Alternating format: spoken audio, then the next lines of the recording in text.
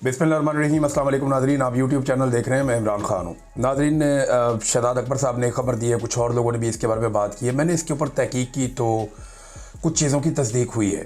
खैबर पख्तूनख्वा की हुकूमत को नहीं चलने दिया जाएगा, ये फ़ैसला कर लिया गया है एस्टेब्लिशमेंट की जानिब से। और अब वो सुहेल अफरीदी को नाकाम करेंगे, पूरी कोशिश करेंगे। या तो सुहेल अफरीदी को उनकी शराइत पे या उनकी बात पे आना पड़ेगा, या फिर वो हर कोशिश करते हुए सुहेल अफरीदी को नाकाम बनाएंगे। इमरान खान साहब से उनकी मुलाकात भी नहीं करवाई जा रही।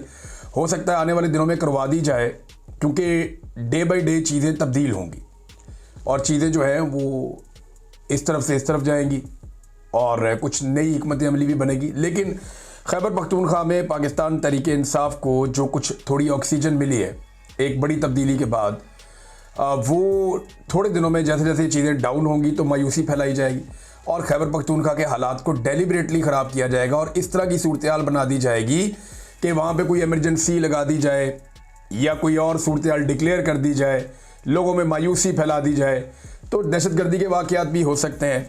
अब खैबर पख्तूनख्वा देखें, पुरअमन खैबर पख्तूनख्वा, जहाँ पे हालात बहुत अच्छे हों, लोग खुशहाल हों, वो कभी भी ऐसे ताजरों को या बिजनेसमैन को पसंद नहीं है या ऐसे बैरूनी आकाओं को पसंद नहीं है ऐसा खैबर पख्तूनख्वा जहाँ से आपको मादनियात ले जाने में मुश्किल पेश है। याद रखिए कि अफ्रीका के अंदर बड़ा लंबा अरसा खाना जंगी लगी रही, बहुत बुरे हालात रहे अफ्रीका में, और उसकी जो सबसे बड़ी वजह थी वो अफ्रीका के मादनी वसाइल थे। जब तक जो दीगर मगरबी ममालिक हैं वो अफ्रीका से मादनियात उठाते रहे, तब तक कभी अफ्रीका में अमन नहीं हो सका। अफ्रीका के मुख्तलिफ कबीले, गिरोह, लोग, मुल्क आपस में लड़ते ही रहे और एक खाना जंगी वहाँ पे लगा कर रखी गई। मेरे कुछ बड़े करीबी लोग हैं, वो कॉन्गो में रहे जहाँ पे सोना निकाला जाता था, तो वो ये बताते थे कि हर 100 किलोमीटर के बाद एक नया सिस्टम शुरू हो जाता था और एक खाना जंगी लगी हुई थी वहाँ पे और बहुत बुरे हालात थे वहाँ पे। लेकिन जो भी वहाँ पे मगरबी लोग आते थे उनको कोई नहीं छेड़ता था, वो हर एरिया से बड़ा स्मूथली गुजर जाते थे। अब यही बात आप देखें ना, बलूचिस्तान में है। बलूचिस्तान में किसी को भी अमान नहीं है सवाए उन लोगों के जो वहाँ से मादनियात ले जाते हैं, उन्हें कोई कुछ नहीं कहता क्योंकि वो सबको उनका हिस्सा देते हैं। तो इसी तरह खैबर पख्तूनख्वा अगर पुरअमन होगा तो ये मादनियात फिर कैसे बड़े आराम से उठा के वहाँ से निकाली जाएंगी, ये सवाल बार बार लोग उठाते हैं और ये जायज़ उठाते हैं क्योंकि हमने दुनिया में ऐसे मॉडल्स देखे। और अब शहजाद अकबर साहब हों या जो हुकूमती टाउट्स हों या बहुत सारे और लोग हैं, वो ये बार बार इशारा दे रहे हैं कि खैबर पख्तूनख्वा में हालात ख़राब होने जा रहे हैं। लेकिन उससे पहले सुहेल अफरीदी के लिए एक बहुत बड़ा चैलेंज है, वो मैं आपको बताता हूँ वो अब क्या है। एक नया चैलेंज खड़ा हो गया, लेकिन एक अच्छा ऐलान किया सुहेल अफरीदी ने। उसने हुक्म जारी किया कि आइंदा सरकारी इश्तिहार में या किसी भी सरकारी जो पब्लिसिटी है उसके अंदर किसी सियासी शख्सियत की तस्वीर नहीं लगेगी। ज़बरदस्त है। यानी पैसा जब आवाम का है तो आप इश्तिहार छापें और इन्फॉर्मेशन दें। ये अपनी शक्लें लगाना ये कोई मुनासिब बात तो नहीं है। अब पंजाब के अंदर चले जाएं, वफाक में चले जाएं, सिंध में चले जाएं, पूरे पूरे टब्बर की तस्वीरें ये लगा देते हैं। इनका बस नहीं चलता कि जो ख़ानदान में नए बच्चे पैदा हुए उनकी फ़ोटो भी लगा दें अखबारात में आवाम के पैसों से। तो यहाँ तो पंजाब में तो एक फ़ोटो कर दी जा रही है, हर तरफ एक मुंह है वो चिपका दिया जाता है। कभी उस मुंह के साथ ट्रंप को जोड़ देते हैं, कभी फील्ड मार्शल को जोड़ देते हैं, कभी नवाज शरीफ को जोड़ देते हैं, कभी किसी और को जोड़ देते हैं। तो एक अजीबोगरीब किस्म की सूरत हाल पंजाब के अंदर हम देखते हैं, एक फ़ोटोगर्दी चल रही है। लेकिन ये बड़ा अच्छा कदम है सुहेल अफरीदी ने उठाया कि किसी के बाप का माल नहीं, आवाम का माल है।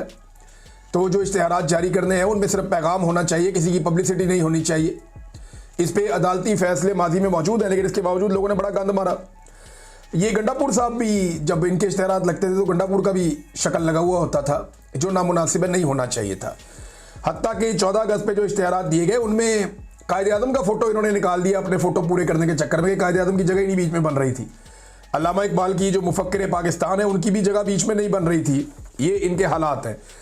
अब बात करते हैं कि सुहेल अफरीदी को कौन सा बड़ा चैलेंज दरपेश है। ये बहुत इंपॉर्टेंट चीज़ है। इमरान खान साहब को कैद तन्हाई में डाल दिया गया। अब उनकी मुलाकातें कोई नहीं होनी, क्योंकि मुलाकात वाला दिन था, पता चला फिर नहीं मिलने दिया।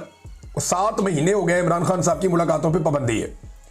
अब आप कहेंगे ये जो इमरान खान की बातें बाहर आ रही हैं या जो लोग मिलते हैं वो कैसे, तो वो इमरान खान साहब के ऊपर जेल में एक ट्रायल किया जा रहा है और उस ट्रायल को कानूनी तौर पे ये बाउंड है कि उस ट्रायल के अंदर कोई ना कोई जर्नलिस्ट, वकला या इमरान खान साहब की फैमिली का कोई मेंबर उसको उस ट्रायल के दौरान मौजूद होना चाहिए, और जो उसके साथ दीगर मुजरिम है उनको भी वहां मौजूद होना चाहिए। तो ये ट्रायल जो है, इस दौरान में मौका मिल जाता है इमरान खान साहब की बात सुनने का, बात करने का, या उनका पैगाम बाहर आने का। ये तोशाखाना 2 का ट्रायल चल रहा है। अब तोशाखाना का जो 2 का ट्रायल है, उसमें फैसला देने की बजाय उसको लंबा लटका दिया गया। अगली तारीख डाल दी गई 29 अक्टूबर की। वजह क्या है ये जरा समझिए आप। तोशाखाना 2 के ट्रायल के अंदर कुछ गवाहान जो हैं वो झूठे साबित हो गए अदालत में। जब गवाह झूठा साबित हो जाए ना, और ये वो मेन गवाहान हैं जिनकी गवाही के ऊपर ये केस खड़ा था, अब जब वो गवाह झूठे साबित हो गए ना, तो मुसीबत ये पड़ गई कि केस को इमरान खान के खिलाफ कैसे ले जाएं। फैसला देना तो कोई मसला नहीं है, फैसला तो लिखा लिखा है, आ जाएगा, वो जज पढ़ देगा वहां बैठ के, सजा भी हो जाएगी इमरान खान को। लेकिन पूरी दुनिया में पाकिस्तान का पहले ही मजाक उड़ा हुआ है, और इमरान खान साहब के हर मुकदमे का जो फैसला है वो इमरान खान साहब की पार्टी उठाती है और आलमी फोरम्स के ऊपर भी ले जाती है कि जनाब ये भी पढ़ दें, ये इमरान खान के खिलाफ फैसला है और ये गवाहों की हालत है। तो पाकिस्तान की अदलिया का मजाक बन रहा है, नंबर 1। नंबर 2, ये फैसला किसी भी बड़ी अदालत में टिकेगा नहीं। अव्वल तो बड़ी अदालत में इस्लामाबाद हाई कोर्ट में इस वक्त जस्टिस सरफराज डोगर बैठे हैं। जब से वो आए, इमरान खान साहब के लिए इंसाफ नापैद हो गया। उन्हें तो इंसाफ अब मिल ही नहीं रहा इमरान खान साहब को, क्योंकि जस्टिस डोगर साहब आकर बैठ गए। उनको लाहौर से लाया ही इस काम के लिए गया था, 15वें नंबर से उठा के, कि इनको ले जाओ, ले जाके इस्लामाबाद हाई कोर्ट का चीफ जस्टिस बना दो। जो इनको कहेंगे वो करेंगे, और वो कर भी रहे हैं। इमरान खान साहब का केस वो लगने ही नहीं देते। लेकिन इसके बावजूद जब भी केस लगेगा, झूठे गवाहान की बुनियाद पे केस ठहर नहीं पाएगा, ये बेड़ा गर्क हो जाएगा। और वक्त जब बदलता है तो फिर पाकिस्तान तहरीक इंसाफ को मौका मिलेगा, वो जुडिशरी की इन कार्रवाइयों के खिलाफ अपील्स में भी जाएंगे और हालात तब्दील भी होंगे। तो अब एक ऐसे केस में जहां पे गवाही झूठे साबित हो गए, इमरान खान के खिलाफ फैसला कैसे सुना, ये सवाल भी खड़ा है। तो इसलिए एक लंबी तारीख दे दी गई, और इस वक्त इमरान खान साहब को खामोश रखना भी मकसूद है, क्योंकि आर्मी चीफ की एक्सटेंशन का टाइम भी बहुत करीब है। और ऐसे में इमरान खान साहब वो वाहिद आदमी हैं जो आर्मी चीफ पर खुलकर तनकीद करते हैं। लिहाजा अगर इमरान खान ने आर्मी चीफ पर खुलकर तनकीद की और आर्मी चीफ की जो एक्सटेंशन है उसके लिए कोई रुकावट बनी, तो ये प्रॉब्लम है ना। लिहाजा उन्हें खामोश करके कैद तन्हाई में डाल दिया गया। अब सुहेल अफरीदी और पाकिस्तान तहरीक इंसाफ की क़यादत की ये बड़ी रिस्पॉन्सिबिलिटी है।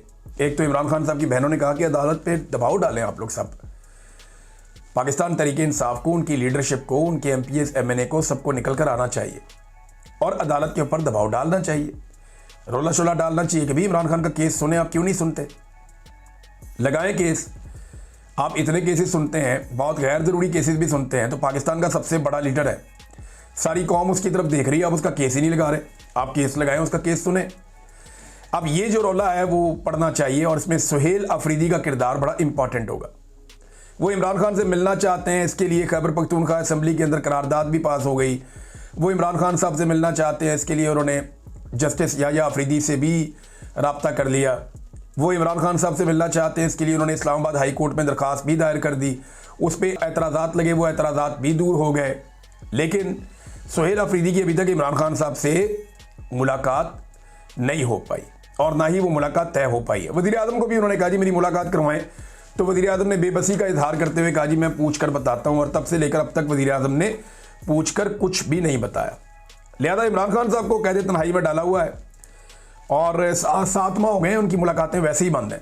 ये तो सिर्फ केस की सूरत में हो जाती हैं। अब सवाल ये पैदा होता है कि क्या इस पहले इम्तिहान में सुहेल अफरीदी साहब कामयाब होते हैं कि इमरान खान साहब की कैद तन्हाई कम से कम ख़त्म की जाए। रिहाई तो बड़ी दूर की बात है। अब तक के लिए इतनी, अपना ख्याल रखिएगा, अपने चैनल का भी। अल्लाह हाफ़िज़।